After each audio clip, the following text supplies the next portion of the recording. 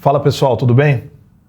Aqui é o Beto e a gente está entrando na nossa quarta aula do curso. Você viu pela programação original que ela falava sobre ideias. Eu mudei um pouco essa sequência, por alguns motivos. O primeiro deles é porque eu quero a Helena junto, você já conhece a Helena do Plantão de Dúvidas, eu quero ela na minha aula de ideias, porque ela fez o treinamento dela lá fora, ela passou por um módulo inteiro só sobre isso, só sobre construção de ideias. Eu gostaria de ter ela junto na aula e ela não está aqui hoje para gravar.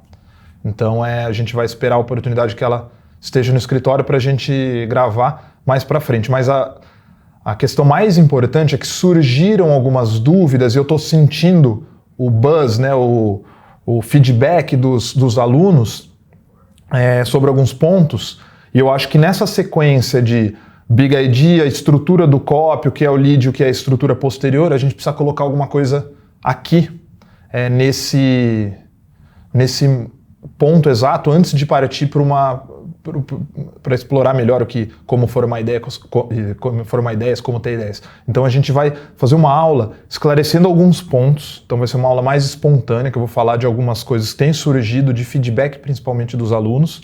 Lembrando que ainda essa semana você vai ter na sua área de membros a aula da avaliação de textos, né? Para isso eu vou pegar alguns textos do Marketplace e alguns textos que chegaram para mim quando rolou aquele teste para bolsas de estudo do treinamento. E antes de começar o conteúdo dessa aula em si, só um recado rápido. Tem bastante gente perguntando também a respeito da visita a Empíricos, né, que foi prometida no pacote do curso. A gente está vendo um jeito de estruturar que fique legal para a gente e fique legal para vocês. Por quê? Felizmente, né, a gente tem cerca de 2.000 alunos no Copycamp hoje. Então, é claro que tem sempre um no-show, né, gente que não pode se deslocar tanto só para fazer uma visita. Então a gente não conta que 2.000 pessoas vão vir ao escritório, mas se eu fizesse picado, um a um, ou em pequenos grupos, eu teria que atender muitos grupos diversos, que o escritório, para não atrapalhar a rotina de trabalho, não comporta tanta gente aqui passeando e visitando. Então a gente está vendo uma fórmula que funcionou para um outro curso que a gente fez, que é muito provavelmente, eu confirmo para vocês a data em breve, em cerca de 2 meses, talvez a gente estruture uma aula presencial aqui em São Paulo. Então a gente tende a fazer a aula muito próximo do escritório. A gente está tentando um local aqui ao lado. E junto com essa aula, daí a gente vai separar grupos para visita. Então a gente faz essa aula presencial com todo mundo junto lá. E durante essa aula, né, você não vai perder o conteúdo da aula, mas a gente vai organizar grupos anteriores à aula e posteriores à aula para fazer a visita, dar uma volta aqui no nosso escritório, guiada, é claro, com a gente para mostrar como é que é feita a linha de produção dos conteúdos, das campanhas aqui dentro. Então, daí a gente toma esse café junto nessas visitas. Então, muito provavelmente vai ser nesse segundo modelo, que é a forma de menor impactar a rotina do escritório e atender com qualidade o maior número de pessoas. Então, muito provavelmente na próxima aula, a gente só está tentando confirmar datas desse local próximo aqui, para eu passar possibilidades de datas para vocês. E muito provavelmente na próxima aula, então, eu venho com uma data para a gente agendar essa visita. Bom, entrando agora no conteúdo da quarta aula. O que tem surgido de interessante? Eu apresentei em aula anterior o conceito de copyboarding e das estruturas, diferentes tipos de estrutura de uma carta de vendas. Então, só retomando, você tem, por definição, o que é o lead, que é a parte de impacto emocional, o primeiro impacto. Não tem um tamanho definido, é o quanto você precisa para impactar emocionalmente aquela pessoa. Para mim, a parte mais importante, porque quando você atrai a atenção, retém a atenção dela e impacta ela emocionalmente. Para mim, na minha concepção de venda, de estrutura mental, de tomada de decisão, é quando você faz de fato a venda de alguma coisa para aquela pessoa. E é uma venda emocional, baseada num impacto emocional inicial. Então isso é o lead. Depois vem aquela estrutura, que eu apresentei diferentes estruturas na aula anterior. Dentro dessas diferentes estruturas, eu apresentei para vocês o conceito de copyboarding. E algumas dúvidas que surgiram são, por exemplo, o copyboarding pode ser usado em copies normais? Por quê? Eu apresentei ela como uma estrutura alternativa. Ou seja, eu, às vezes, faço o lead, esse impacto emocional sempre do mesmo jeito.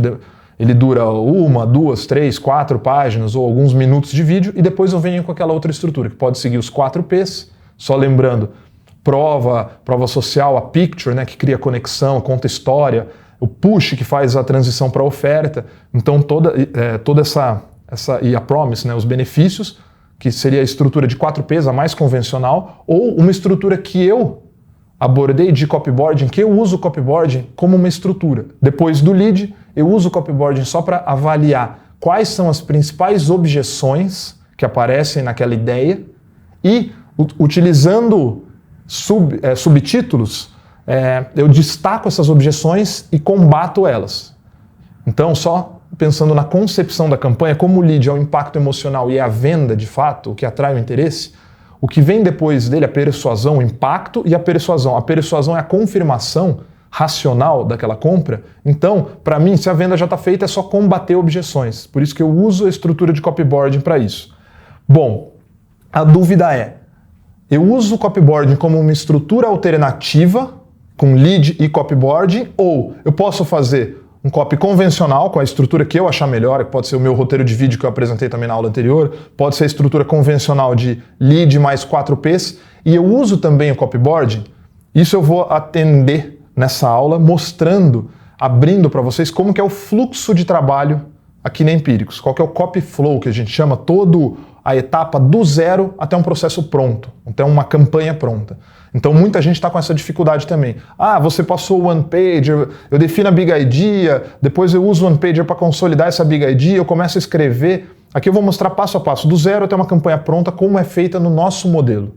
Que é um modelo que eu acredito que, a gente testou diversos modelos, eu acredito que ele funciona não como, ele vai te dar um copy vencedor, mas ele funciona para você aparar. Você vai ter muito mais convicção e muito mais certeza da peça que sair no final dessa linha de montagem do que uma peça crua. Você sentar para escrever, ainda que você conheça as estruturas de lead e 4Ps, lead e copyboard, ainda que você conheça essas estruturas, se você seguir esse fluxo de trabalho, eu tenho certeza que vai sair uma peça muito mais consolidada, muito mais concisa. Voltando à pergunta inicial, que alimentou esse debate, o copyboarding pode ser usado em estrutura convencional? Não só pode, como deve. Isso você vai ver só introduzindo já um pouco o copyflow, né? Antes de mostrar aqui na sua tela o copyflow, como surgiu o copyboard, né? Ele foi desenvolvido dentro do Grupo Agora, que é nosso sócio. Inclusive, uma boa novidade para você, eu estou colocando, já entrou um livro que é bem curtinho, do Joe Schreifer. Esse cara é um puta de um copywriter. Ele é um dos chefes da Agora Financial e da Money Map, então ele produz para esses caras, e ele é um copy chief, né? Ele é o cara que coordena as equipes e tudo mais. Ele escreveu um livro pequeno, eu coloquei esse e-book, infelizmente ele não está traduzido, eu peço desculpas, mas a gente está dando muito material novo, e se for traduzir tudo que a gente está dando, vai virar uma empresa de tradução isso aqui. Então eu peço a paciência de vocês, com o tempo a gente vai traduzindo os materiais, mas isso é muito quente. E eu peço também um outro favor, é que você não compartilhe esses conteúdos, que são totalmente de uso interno da nossa equipe de treinamento e das nossas empresas. Então é um trato nosso aí para não compartilhar, não extrair esses conteúdos e pôr à venda, porque a gente até está monitorando que algumas coisas assim estão acontecendo, e o nosso jurídico está em cima, mas não vem ao caso aqui, só pedir para não compartilhar. Então já tem como extra esse livro, que é bem enxuto e simples, sobre o que é o processo de copyboarding. Como surgiu o processo de copyboarding? Só voltando, você ter uma ideia inicial, você pode escrever só o lead, que seja, para você não perder o tempo de escrever aquela peça toda. Com a sua ideia original, você pensa, a minha ideia é essa, eu vou vender concurso público partindo dessa big idea, então eu tenho mais ou menos uma estrutura mental na minha cabeça, a big idea é essa, eu vou explorar a ganância, vou usar esses gatilhos mentais como urgência, combinado e tal. Você chega numa concepção de uma ideia. Daí você expõe ela para algumas pessoas para extrair dessas pessoas o que seriam as objeções a essa ideia. Isso daqui para mim pareceu impossível, pareceu surreal. Eu nunca vi casos desse no dia a dia. Isso daqui não me pareceu tão interessante. Eu achei muito legal, mas é muito difícil de executar isso. Putz, cansa só de pensar nos passos que eu vou ter que percorrer para chegar até o resultado final. O que é o copyboard? É você reunir algumas pessoas que vão conhecer, ser expostas a essa ideia, e essas pessoas vão anotar as suas principais objeções. Eu sugeri para anotar em aqueles stickers, né? Papeizinhos que você pode colar, porque elas vão anotar as principais objeções que aparecem para elas e você vai listar essas objeções, você vai colocar elas em ordem. O que aparece primeiro para a maioria das pessoas?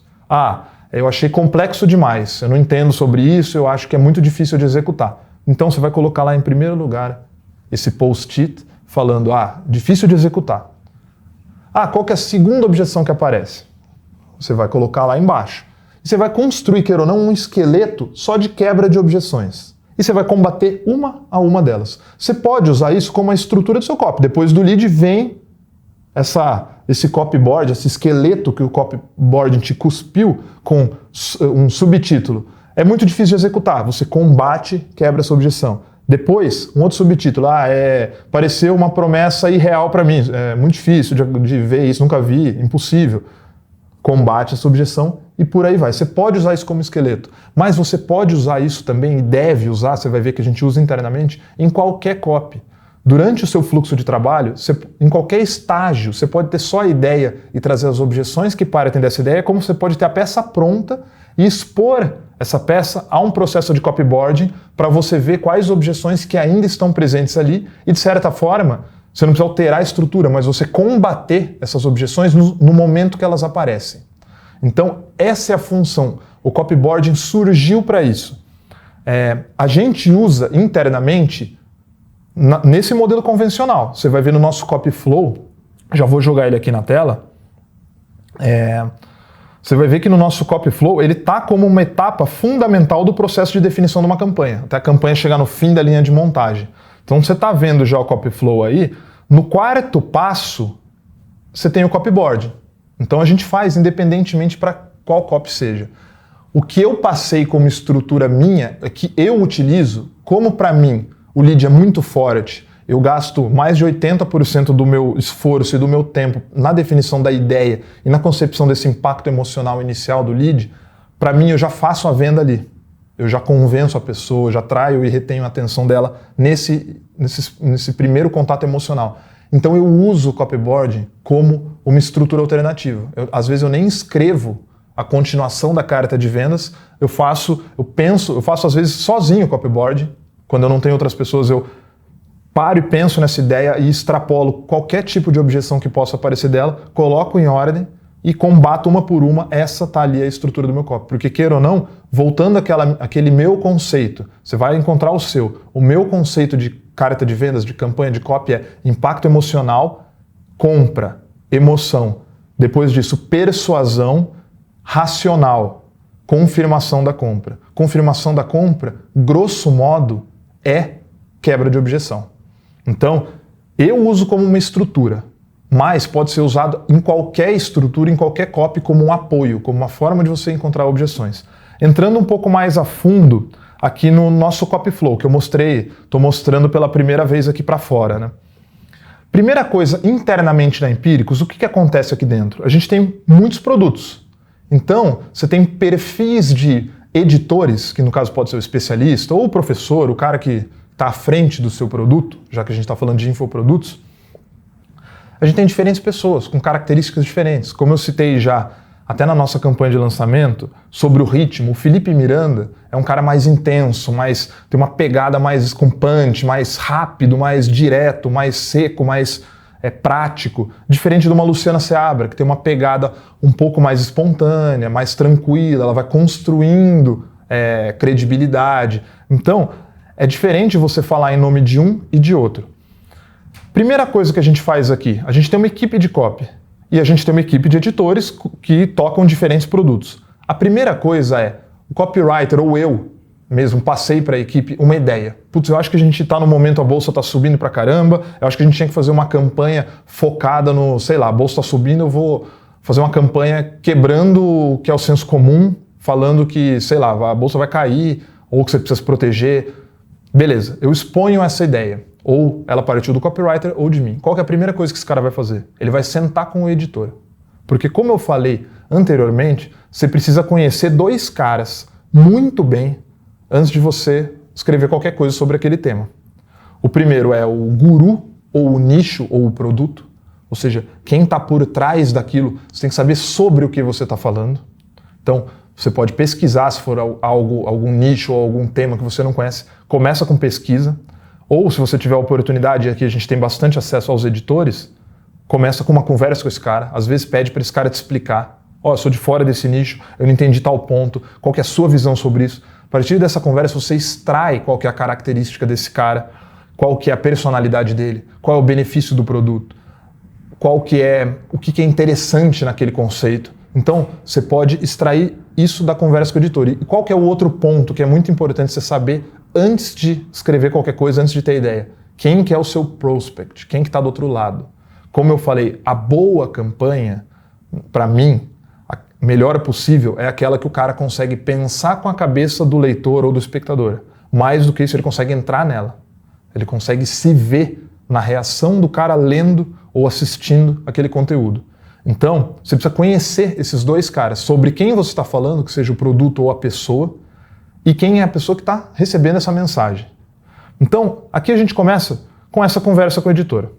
O copywriter que seja destinado a fazer qualquer projeto, ele vai chegar no editor responsável, até porque, a primeira coisa, essa ideia cabe para você, ela é plausível para você, você avaliza essa ideia, você assina embaixo dela, e a partir dessa conversa, essa ideia, muitas vezes ela é mudada, melhorada muitas vezes, porque o editor, ele traz elementos que embasam e reforçam essa ideia, ou ele dá outros argumentos que às vezes muda completamente a ideia, mas também sai uma ideia forte. Então isso é muito importante. Primeiro estágio. Recebi um projeto aqui, sou um copywriter da Empíricos. Recebi um projeto para fazer, o Beto me mandou aqui uma ideia para fazer essa campanha. Eu vou procurar o editor, primeiro eu vou dar uma pesquisada sobre o produto, vou ver sobre o que eu estou falando, é sobre ações de dividendos, vou pesquisar sobre aquilo, vou ver os últimos reports que esse cara lançou, mais ou menos o que está na cabeça dele, vou chamar ele para conversar. Chegar para ele e falar, a ideia é essa, o que você pensa disso? A partir disso, você já começa a extrair os elementos, as características desse cara. Então, primeira etapa, conversa com o editor. Feita essa conversa, você saiu de lá com uma ideia, em tese, muito mais consolidada. Que não seja consolidada, pelo menos ela está avalizada. Você sabe que você pode explorar essa ideia porque o cara assina embaixo, vai ser no nome dele, vai ser o produto dele que está por trás daquilo. O que você vai fazer? Daí você vai fazer o one-pager. Por quê? Qual que é o objetivo do one-pager? Resumindo, consolidar a sua big idea. Se você não tem uma big idea, é fazer você chegar, é criar de certa forma um funil com aquelas 9, 10 perguntas que você vai chegar a uma big idea no final. Ou se você já tem a big idea, é você percorrer aquele funil para consolidar ela e para dar um guia para o seu copy, para você começar a escrever o roteiro e você sempre olhar ali e se lembrar, a minha campanha é de medo, então eu não vou migrar para outra sensação ao longo do caminho que seja antagônica para ganância. Eu estou explorando a urgência ou uma característica de metodologia do curso desse cara. Então você vai ter um guia ali que vai ajudar você, grosso modo, a conduzir a linha mestra da sua campanha, e o principal ponto do one-pager é consolidar para você mesmo a sua big idea. Olha que interessante, uma das primeiras questões do one-pager diz respeito ao editor. Qual que é a característica desse cara? Outra questão que é importante é a característica e benefícios do produto. Isso tudo você vai ter muito mais reforçado depois de uma conversa com o editor. Então, antes de começar qualquer coisa, pesquisa sobre o que você está falando e conhece a pessoa que você está falando em nome. Quem leu meu post no Instagram sobre o ritmo, é muito sobre isso. O ritmo eu me vejo como um ator quando eu vou escrever. Além de pensar com a cabeça de quem está do outro lado, do espectador, eu tento incorporar quem eu estou escrevendo. Isso é sério. Eu sento para escrever em nome do Felipe, eu me vejo o Felipe. Eu conheço ele muito bem, há muito tempo, senta do meu lado há mais de 10 anos, até antes da Empíricos. Então eu conheço a característica desse cara, eu sei as palavras que ele usa, eu sei o ritmo que ele fala. Então eu já tenho o conforto de poder me vestir dele pensando em como ele fala para as pessoas para produzir aquela peça. É uma das primeiras questões do one-pager, então é importante essa conversa anterior, ver como ela conversa a conversa anterior com o editor, com o início do one-pager. O que eu anotei aqui? Quando você faz o one-pager, pelo menos internamente, a gente deixa a pessoa incluir uma proposta de headline. Aqui é importante fazer uma outra distinção que está bastante na cabeça das pessoas. Big Idea é diferente de headline. Headline é o título, né, a primeira chamada da sua campanha, do seu copy, da sua carta de vendas. A Big Idea é a linha mestra daquela campanha. Tem até uma questão que chegou que acabou não sendo respondida no plantão de dúvidas anterior, que a pessoa estava em dúvida porque, se eu não me engano, era o copy do novo mandato Lula, falando que o PT estava arquitetando um golpe que poderia voltar ao poder, né? E essa pessoa falou, eu achei estranho e eu não entendi, porque a primeira chamada, acho que era o quinto mandato PT, ou o próximo mandato Lula, reeleição Lula, sendo que o Lula está preso, para gerar uma curiosidade. Isso é fear, porque para o mercado isso é ruim. O mercado tem medo disso. As ações caem, tudo piora no mercado com essa possibilidade. Mas ao longo da campanha, você já começa a falar de greed, você já começa a falar de ganhar com essa oportunidade, isso é uma janela de oportunidade. Na verdade, essa campanha Big Idea dela, depois eu vou até deixar ela em destaque para você no Swipe File. Essa campanha é uma campanha greed. A Big Idea dela é greed. O que aconteceu ali é que a headline, como um primeiro impacto para despertar atenção só, ele explora uma questão que, em tese, para algumas pessoas pode gerar desconfiança. Mas, na verdade, não era uma headline de fear, era uma headline de curiosidade. Putz, como que o cara tá preso, ninguém tá colocando o cara como possibilidade, vai ser eleito, vai dar um novo golpe. Era uma headline, só uma pré-headline de curiosidade. A linha mestra da campanha, que é a Big Idea, é toda construída com base em ganância. Aquilo gera uma oportunidade. O mercado vai reagir mal àquilo, potencialmente. Os preços das ações vão cair, você vai ter uma janela para ganhar muito mais dinheiro do que se você comprasse hoje. Então, é diferente a headline da Big Idea. Então, por que, voltando aqui a essa estrutura do copy flow, por que eu deixo as pessoas incluírem uma proposta de headline ali? Porque mais do que uma, acaba virando, todo mundo gosta de ler headline. É a parte que eu mais gosto do copy, que eu acho que é a mais forte, a primeira chamada, impacto. As pessoas gostam de debater isso. Se você for avaliar um one-pager e tiver mais de uma proposta de headline, vai virar aquilo, não vai virar um debate sobre o one-pager. Vai virar um debate sobre a headline, que já é um outro estágio, que é o próximo, na verdade, está mais para frente, que é no peer review, no quinto ponto ali que você vai discutir. Eu deixo o cara incorporar uma, pelo menos para ter um cheirinho do que pode ser. Para ele já expor o que pode ser uma primeira ideia dele à avaliação de outras pessoas. Então, incluir uma proposta de headline, mas a função do one-pager segue a mesma. Qual que é a função dele? Consolidar a sua Big Idea, que é a sua linha mestra da campanha. É a ideia, uma ideia única, uma ideia exclusiva, uma ideia ultra específica, que tem a emoção, que tem algum gatilho mental combinado, que é uma ideia, Rule of One, do Great Leads, que você vai conduzir a linha mestra do seu copy só com ela. Você não vai introduzir outras coisas. Então, é bem legal você ver, até no Great Leads, aproveitando que eu tracei um paralelo mental aqui, tem alguns exemplos bem visuais disso, da campanha da Coca-Cola, como se não fosse Rule of One, tivesse mais de uma ideia naquele conceito de campanha. Então é legal você fazer essa diferenciação do que é headline e o que é Big Idea.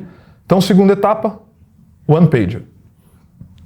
Eu coloquei como terceira etapa aqui, porque aqui dentro da nossa estrutura da nossa equipe a gente tem os copywriters e tem os copywriters seniors, né?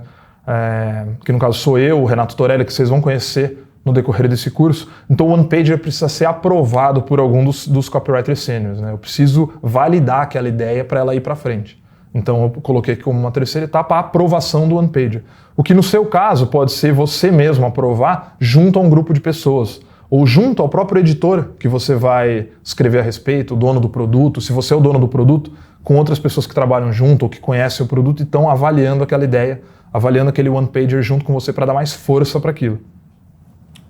Depois disso, olha que interessante, entra o copyboarding necessariamente. Então você já tem o conceito, e olha que não tem nem, até agora, necessariamente você só pôde, não obrigatoriamente fez, uma proposta de headline. Mas você tem a linha mestra, você tem a ideia. E você tem característica no one-pager você tem lá um guia com a característica de quem é o seu editor. Será que você listou aquilo corretamente? Será que isso é uma característica de fato?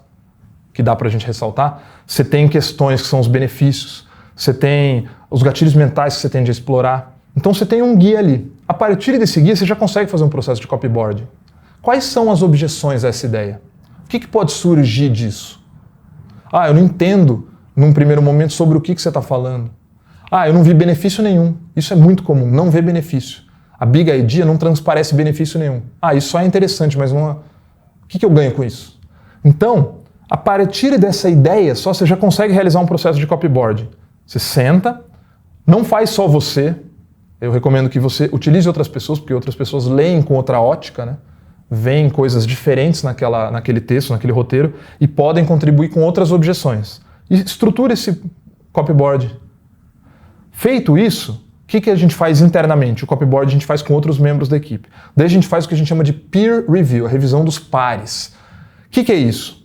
Para você expor a um peer review, aí você tem que sentar e ter escrito o lead do copy. Lembrando o que é o lead?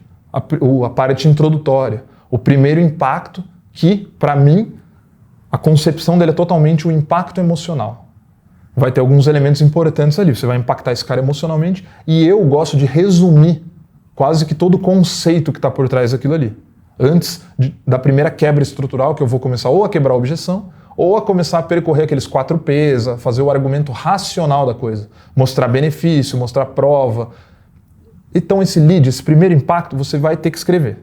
Escrevi o lead, sei lá, deu 3 páginas no meu lead. Daí você vai chamar um peer review. O que é isso? É uma revisão de pares. Muitas pessoas, até dentro do nosso grupo, fazem peer reviews em modelos diferentes. O modelo que mais funcionou internamente é o que você chega, você dá para as pessoas, sei lá, convidei 4 pessoas da equipe e mais 3 pessoas da equipe mais o editor responsável pelo produto, ou é legal você trazer alguém totalmente de fora do processo, porque é uma ótica de você vai lidar com pessoas do outro lado que estão de fora. Então é legal você trazer alguém que, não participei da concepção da ideia, não participei dessa conversa com o editor, não sou copywriter. Então você traz uma pessoa que dê para contribuir, você expõe esse seu lead. Já escrevi aqui o roteiro, as primeiras 2, 3 páginas, deu. Passa para essas pessoas. Elas leem, fazem as anotações delas e você convoca o peer review, essa reunião. Nessa reunião, qual o formato que mais funcionou internamente? Você começa dando nota de 0 a 4. Esse lead, para mim, como consumidor, na minha ótica, ganhou uma nota 4. Por que de 0 a 4? A nota 4 é aquilo que passou com louvor. Isso daqui me impactou. Eu não teria o que mexer nisso daqui. Então é quase que uma nota 10, é o máximo. Eu não mexeria em nada, isso aqui tá perfeito para mim. Então você não tem nenhuma ponderação e aquilo lá ganhou nota máxima para você. O que seria uma nota 3? Gostei, me impactou, mas tem sempre um porém. Eu mexeria em alguma coisa, surgiu uma objeção logo de cara para mim, tem algum porémzinho que o cara quer pontuar ali para você. Então ele dá uma nota 3. O que seria uma nota 2? Aí o 2 já é não gostei, mas eu acho que dá para mudar. Eu não fui impactado, ou achei que faltou emoção, achei que faltou benefício. Eu não me interessei por essa ideia, mas eu acho que se você mexer nisso e naquilo, daí a gente tem alguma coisa legal. Então o 2 é aquele negócio, não gostei, não iria para frente com ela, mas se você mexer nesse ponto e nesse ponto, eu acho que a gente pode chegar em algo. E a nota 1 e 0 é não passa e tem que mexer muito. Eu reconsideraria essa ideia. Então, você pega as pessoas que estão lá e você faz a média dessas notas. Uma pessoa deu 4, outra pessoa deu 2, outro deu 1, outro deu 3. Você faz a média lá. Na média, a nota foi, sei lá. Se for de 2,5 para baixo, você tem que reconsiderar essa ideia totalmente. Então, você pode sair do peer review com uma outra big idea. Você tem que reescrever seu lead quase que por completo. Se você tirar de 2 para baixo, você joga fora aquilo e começa completamente do zero. Não vai ser uma alteração. Você vai refazer todo o processo. Se for de 2,5 para cima, você vai pegar as considerações dessas pessoas e você vai melhorar o seu lead. Por que a gente coloca o peer review aqui? Porque o que aconteceu muito era o copywriter recebia um projeto, ele escrevia o roteiro inteiro, 30, 40 páginas, às vezes dava uma carta longa ou um roteiro de vídeo mais longo, e chegava no peer review ao final, tendo a peça inteira pronta, o que acontecia? Ele ganhava um 2,5, um 2, que aquela big idea não era validada com força. Então, ele perdia todas aquelas 20 ou 30 páginas que ele tinha que reestruturar todo o lançamento dele. Então, por que a gente faz o peer review nesse estágio? Porque ele só aborda o lead. É a parte mais importante da sua carta, mas é a essência da coisa, é o impacto emocional. E se você não passar no peer review, se você tiver ideia rejeitada, você não perdeu tanto tempo e tanto esforço de construção da estrutura. NBom, passou no peer review, supondo que, teve algumas alterações, pessoas sugeriram algumas coisas legais, que dá para eu mexer aqui, dá para ganhar força nesse lead. O que você vai fazer? Você vai sentar e escrever a carta inteira. Depois disso, o que vai acontecer? A última etapa interna que a gente faz é o que a gente chama de CUB Review. CUB é C-U-B por uma razão.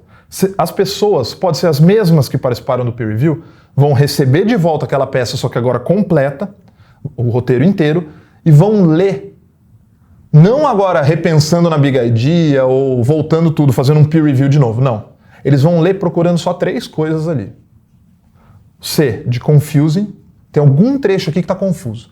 Cheguei lá, nessa parte aqui do roteiro eu não entendi muito bem. Eu fiquei confuso. Então você vai pontuar aquilo. Esse trecho aqui está confuso. O unbelievable. Unbelievable acontece, inacreditável, quando você tem um descolamento entre prova, que é consolidação da ideia, argumento, credibilidade, e promessa, que é benefício.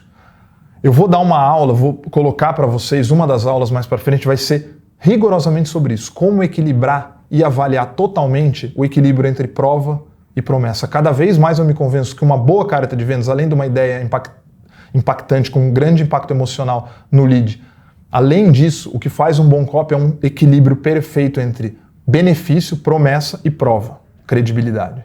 Então, o U do CUB, a pessoa vai procurar unbelievable. Ela vai ler aquilo, isso aqui eu achei... Fiquei em dúvida disso aqui. Não sei se é verdade, duvido. Achei que você extrapolou, não está provando muito bem. Então ela vai marcar aquilo lá. Esse trecho aqui eu fiquei em dúvida, achei inacreditável. Achei que você puxou demais a promessa, ou que faltou prova, ainda que não tenha uma promessa muito elevada. Isso aqui para mim soou como não crível. E o que é o B? É o boring. Isso é muito importante. Quando você escreve uma carta longa, o que é a reação natural da pessoa? Ela tem um grande impacto no começo, você não pode deixar a peteca cair. Porque ela precisa chegar na oferta, lá na hora do call to action, quente o suficiente para ela ainda estar excitada a ponto de clicar e comprar. Você não pode, no decorrer desse caminho, o B é boring, é entediante.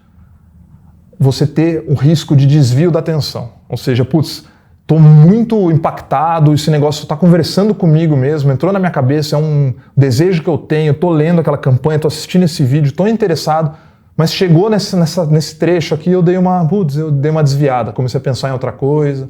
Marca isso, muito importante. É o boring da coisa, o entediante. Então, o que você vai fazer? No caso de concepção de uma carta de vendas, isso aqui é o último estágio. Você vai convocar também um CUB Review, uma revisão final, que as pessoas vão procurar essas 3 coisas. Ela vai apontar para você, aqui eu fiquei entediado. Daí você vai voltar depois e vai reescrever aquele trecho. Vai tentar atender isso para minimizar esse problema. Internamente, essa não é a última etapa. Em empíricos, a gente tem algumas outras etapas posteriores, mas que fogem um pouco do copywriter. Por exemplo, a gente tem a ficha de operações, que daí o cara tem que preencher porque vai ser uma campanha nova que vai para a rua. Isso é mais para a parte de operações interna, estruturar aquela oferta, deixar tudo pronto na área logada, na área de membros do cara para tá tudo bonitinho quando ele sair. E a gente tem o compliance, que é uma área jurídica, que vai ler aquela carta e ver se não tem nenhum problema regulatório com ela e ver se não tem nenhum problema de jurídico, que seja de legislação, de direito do consumidor. Então a gente também tem essa etapa de compliance, mas é uma etapa que foge um pouco do copywriter, é uma avaliação sob uma ótica mais de regulação, de regulador. E, eventualmente, se ele apontar alguma coisa, ele devolve para o copywriter ou tira aquilo, ou minimiza, ou fala de outro jeito que atenda a solicitação do compliance.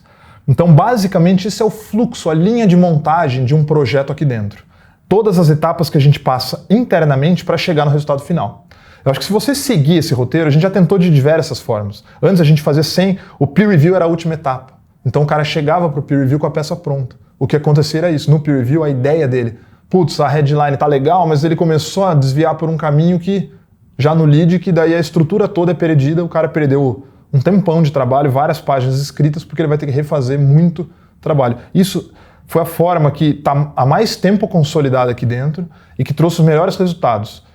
a mais prática e que trouxe mais força na linha de trabalho da nossa equipe. Então acho que é uma boa sugestão para você ter como um fluxo seu de trabalho do zero, do seu start inicial de preciso escrever, até você ter uma peça totalmente pronta, muito mais forte e passando por testes importantes, tanto na concepção da ideia, o one-pager, tanto quanto na avaliação de objeções, o copyboard, quanto na força daquela chamada inicial do lead, que é a parte mais importante no peer review, quanto, finalmente, no cub review, a avaliação de se tem algum trecho que está inacreditável, que está confuso, que está entediante. Então, no final, passando por esses, queira ou não, são etapas testes, né? São testes que você expõe a sua campanha para ela ganhar embasamento, ela vai ficar mais robusta ultrapassando esses testes. Então eu tenho certeza que ele fica mais robusto assim. Ainda sobre estrutura de copyboarding, que deu início a todo esse debate aqui. Eu uso ele para quebra de objeção, mas um bom ponto que as pessoas usam também é para você, por exemplo, existem as cartas de venda escritas e existem os roteiros que você grava em vídeo. O que acontece muito é que existem leitores ou espectadores, que são aqueles caras que a atenção é presa a ler tudo ou a ver tudo nos mínimos detalhes, tem algumas pessoas que até anotam. E tem o scanner, que a gente chama, que é aquele cara que ele não lê tudo, ele não presta atenção em tudo, ele cria mentalmente alguns bullet points, né, alguns destaques. O copyboard, ele também é interessante para você fazer essa construção, esse mapa mental seu. Se um scanner fosse ler um roteiro seu, uma carta de venda sua, se você pudesse, com poucas palavras, resumir qual que é o esqueleto daquilo, o copyboard é quem vai te dar esse esqueleto. Ou seja, se um scanner ler, ele não vai ler palavra por palavra, mas ele vai ver grandes subtítulos. E a ideia é que o copyboard te proporcione que esses grandes subtítulos em destaque, com mais chamativos, é claro que eles não vão conseguir ter a mesma força do cara ler tudo, mas pelo menos eles transmitam todo o esqueleto da sua ideia, toda a construção do seu argumento. Então esse é um outro ponto importante do copyboard. Só lembrando, tem o material extra então do Joe Schreifer para você olhar nos seus extras. Bom, qual que é o outro ponto que eu gostaria de abordar aqui? Uma outra questão que está surgindo, eu tenho falado de estrutura, as pessoas, isso é natural, eu mesmo já contestei, as pessoas têm contestado a estrutura como um todo. Putz, mas eu preciso passar por tudo isso? Vai ficar uma carta muito grande, um roteiro muito grande, por que o copy de vocês tem esse tamanho? Eu já tenho debatido sobre isso há algum tempo e eu acho que a questão principal, eu vou até fazer um post sobre isso, que eu acho que é um assunto que é bem interessante. As pessoas perguntam, esse mundo não está muito mais ágil? As pessoas não têm mais tempo para nada? Os toques no celular são mais rápidos, a ponto de as interações serem mais curtas? Como é que a gente lida com esse novo mundo? Na minha concepção, o copy é longo desse jeito por algumas razões. Eu já te contei a razão histórica, mas a principal delas é a prática, por teste AB. A gente já testou uma campanha curta versus uma longa várias vezes ao longo do tempo e sempre a longa converteu mais. Então, aqui a gente tem uma cultura de teste, né? Uma cultura de data. Né? Não dá para você contestar os dados, né? Os resultados de fato. Então, até hoje, a estrutura longa venceu. E por que eu acredito que ela venceu? Daí eu entro no campo da hipótese. Né? Uma coisa interessante para você pensar, eu acho que o copy ao longo do tempo ele muda? Sim, ele muda. Então ele se adapta a mudanças, grandes alterações culturais. Tanto que aconteceu uma grande alteração cultural, até de consumo do copy, que foi a passagem do que era antigamente o marketing de mala direta, né, de resposta direta americano, via carta, do copy atual digital. Então as pessoas têm computador, antes não tinha, então antes chegava no correio. Essa mecânica mudou bastante, quer ou não, uma quebra de conceito. Mas se você olhar cartas antigas, você vai ver que elas exploram gatilhos mentais. E isso são as pessoas, é o que está dentro da tomada de decisão do cérebro das pessoas. O que eu acho que está acontecendo? Se eu acho que as pessoas têm menos tempo hoje para consumir conteúdo, eu acho que não. Eu acho que isso não mudou. O que eu acho que a dificuldade que as pessoas têm é que hoje você precisa reter mais atenção. Porque elas têm mais acesso à informação, mais acesso a conteúdo. Eu trouxe aqui uma apresentação que é interna também, que o Google fez, o Google fica aqui no nosso prédio, para empíricos. Então, você já está vendo aqui um primeiro slide, né, que é o overview que eles fizeram dos funis, os nossos produtos e o tipo de público que a gente está falando, né? A gente está mais posicionado nesse ponto aqui, né? Que o nosso awareness é mais alto entre pessoas que já não são tão endividadas, não são as que gastam o que ganham, não são aquelas que poupam em casa, né? Praticamente não poupam. Tem aquele cara que está na poupança, que investe, sobra dinheiro, mas investe mal, e tem o cara que já aplica, já investe, investimentos mesmo. A gente está posicionado mais ou menos aqui, o nosso awareness mais alto. A gente fala com as pessoas que já estão mais no fim do funil, né? Mais no fundo do funil. Mas isso aqui são só alguns detalhes. O que tem de interessante aqui, né? Uma questão que é bem... Isso aqui é um estudo, né? Tanto do Google quanto do Harvard Business Review. O que isso mostra, né? Bom, o que você está vendo nesse slide aqui? É uma tese que contraria é uma hipótese, né? Que contraria essa crença de que as pessoas têm menos tempo. O que está acontecendo é que a retenção dos vídeos, como você pode ver nesse estudo, ela está aumentando ano após ano na evolução do consumo de conteúdo. Pensa que as pessoas, eu usei esse exemplo recentemente, as pessoas fazem maratona de série na Netflix. Elas ficam 3, 4 horas, elas ficam, hoje em dia, muito mais tempo no Instagram, passando conteúdo, vendo vídeo no YouTube, do que antes. O consumo de conteúdo, pelo contrário, aumentou. O que mudou nessa história toda? O que mudou não é que as pessoas têm menos tempo, é que as pessoas, elas têm maior exposição a conteúdo, você precisa reter mais a atenção delas, você precisa impactar mais e reter mais atenção. Então, essa é a grande sacada. Ah, a pessoa não tem tempo para ver uma carta longa? Tem. E a carta longa converte melhor, porque ela deixa o cara mais aquecido, ela passa por todos os gatilhos mentais. A gente já falou sobre isso. A questão é que, mas as pessoas estão dropando o meu vídeo, é porque você não conseguiu impactar elas direito, não conseguiu reter a atenção delas. Eu trouxe aqui, nesse mesmo estudo, a gente estava fazendo uma avaliação de campanhas, né, de tipos de anúncio para YouTube. A Empíricos é um dos grandes anunciantes no YouTube e a gente tem, a gente até case, né, modéstia à parte, mas o próprio Google fala isso, né? A gente tem tanta exposição porque a gente tem conversão. Então, quanto mais a gente converte, mais a gente joga dinheiro, acaba overwhelming, né? As pessoas, elas se sentem inundadas de tantas vezes que os nossos anúncios aparecem, mas porque está dando resultado. Eu não sou louco de queimar dinheiro e ficar expondo um negócio que não está convertendo. Então, o que tem mudado ao longo do tempo? Aqui eles trouxeram alguns mapas que seriam roteiros para anúncios mais curtos, que seriam anúncios quase que como um lead de alguns segundos, um teaser inicial, para você despertar atenção, clicar e você ir para a estrutura de carta de vendas. O primeiro, esse explainer, é o arco clássico que se apoia em um problema forte para atrair atenção e entregar a marca como solução. Então, você define o problema, primeiro você fala pro cara, esse é o problema que você tem. Depois você introduz o produto como uma solução. Depois disso, você vai apontar os benefícios ou os atributos mais importantes do seu produto.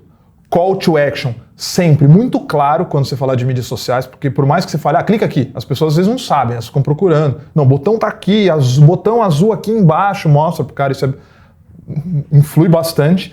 E, para quem quiser mais, tem uma continuação naquele anúncio. Então você vai ver esse vídeo que é um exemplo clássico desse The Explainer, né? Desse roteiro de anúncio. Você está vendo aí na sua tela agora do que seria um anúncio explainer. This is your brain when you enjoy a sweet night's sleep on a Nectar mattress. This is your brain when you sleep on a regular mattress.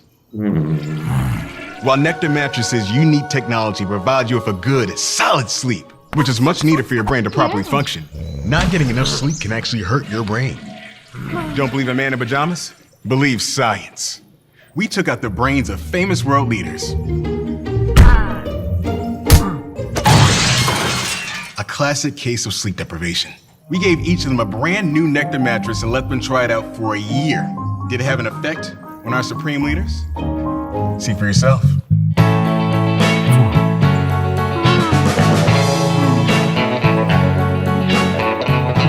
Introducing Nectar, the best mattress you will ever sleep on.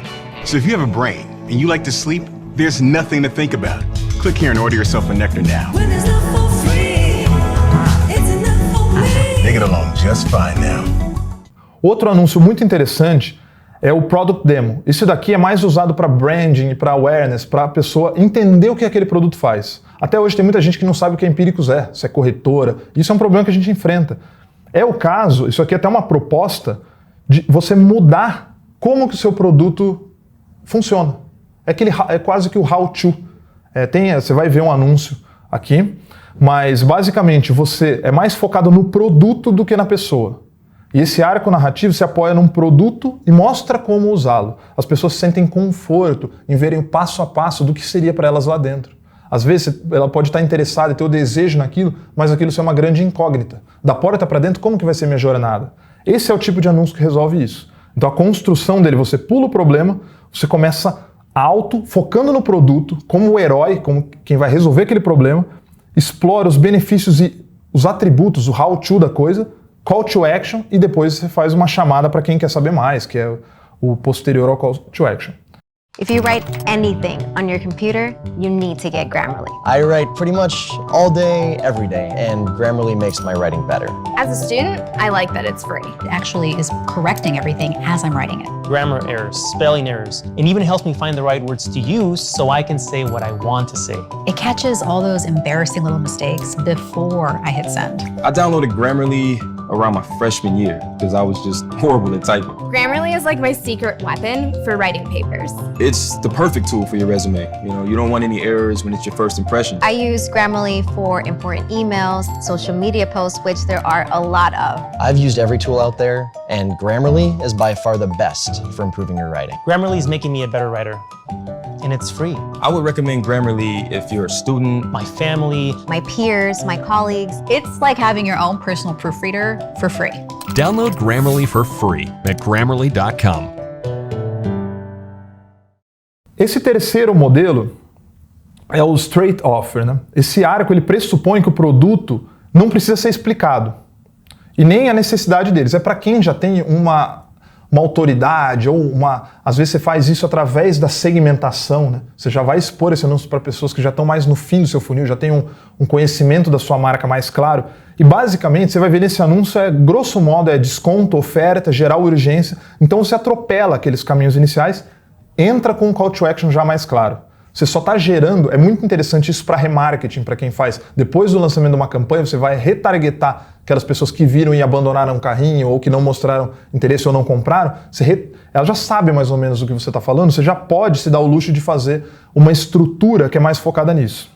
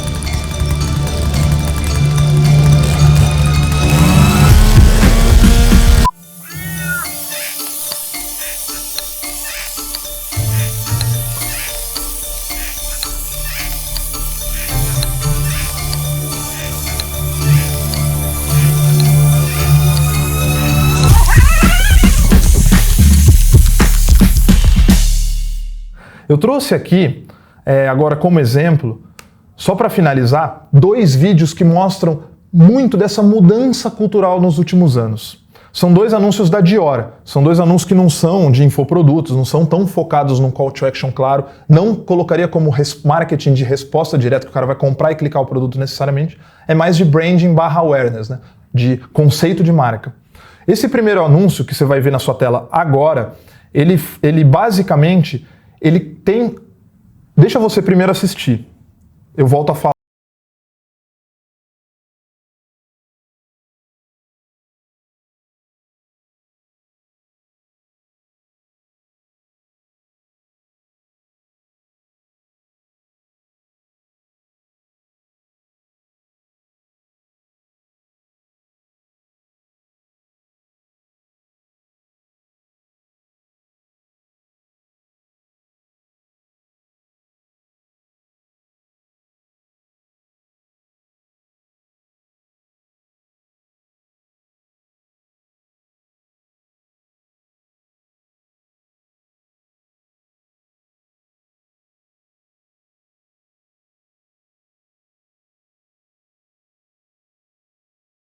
por um roteiro mais definido, a construção da história tem as suas etapas muito bem definidas.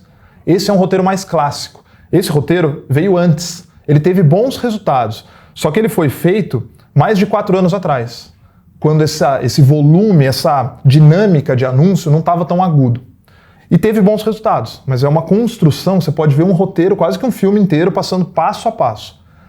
Agora eu vou te mostrar o anúncio alternativo, que eles fizeram depois, e já mais norteado, você pode ver que ele é uma dinâmica com mais impacto, a história é mais desconstruída, ela já traz mais curiosidade e um punch maior no começo.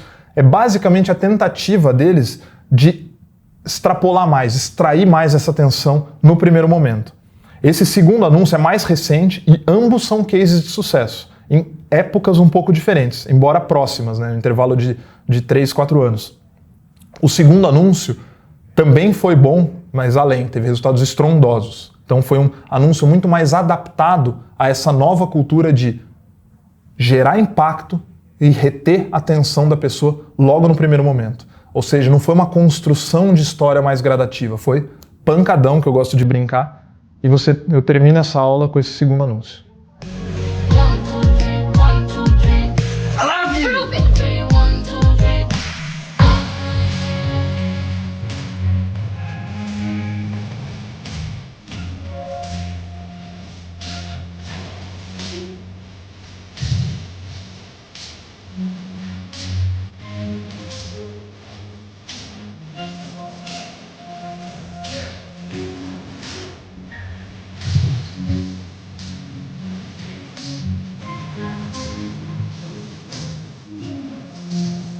And you? What would you do for love? Miss Dior, the new eau de parfum, Dior.